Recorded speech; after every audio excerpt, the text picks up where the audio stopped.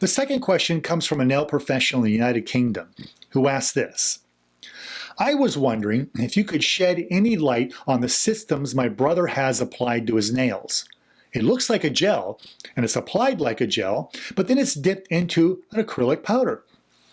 They're called powder gels. What are they? Is this a non-standard salon product? Powder gel is a name for two different types of nail coatings. In other words, there are two different services, both referred to as powder gels. One method uses a UV gel and sprinkles acrylic powder over the surface before it's UV cured. Why is this done?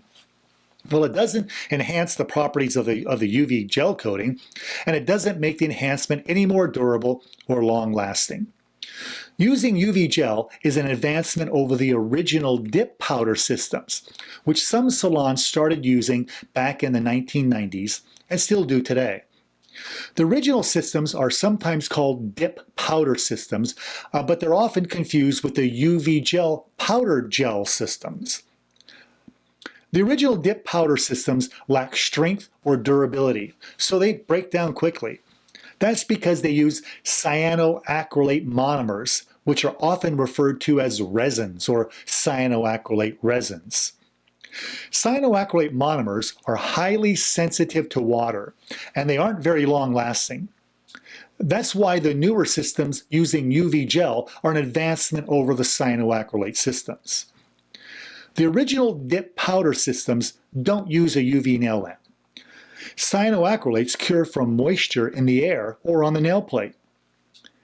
In the original systems, the cyanoacrylate monomer is mixed with a typical acrylic powder that would be used to make liquid and powder enhancements.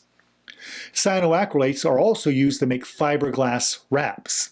Slightly modified versions of cyanoacrylates are also used to adhere nail tips to the natural nail and are otherwise known as nail glue.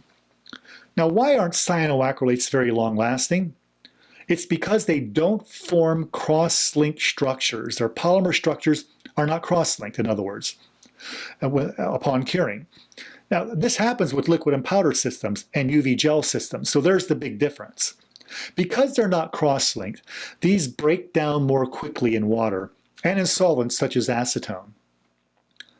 Longer exposure to water or exposure to warm water, such as a jacuzzi or a hot bath, will accelerate the breakdown. Now, fiberglass materials, or silk, are usually embedded into the cyanoacrylates to increase their strength and durability. In dip powder systems, the acrylic powder replaces the fiberglass or silk material to give some extra strength.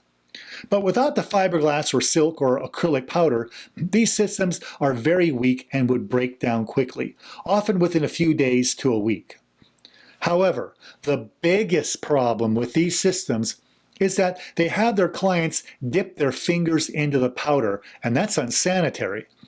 Salons that dip multiple clients' fingers into the same powder have an increased risk of transmitting an infectious microorganism that can lead to nail or skin infections. If your region has regulations against double dipping into cosmetics to perform these services, then these systems are in violation of those regulations. Some of the newer systems wisely recommend that the powder be sprinkled over the top of the applied UV gel or the cyanoacrylate monomer. However, some salons ignore these directions and continue to dip the client's nail into the powder. My recommendation is that these salons be avoided because they're performing unsanitary services. To answer your last question, I would consider any salon that dips the client's nails into the powder, as I've just described, to be a non-standard salon, and I would recommend avoiding these types of services.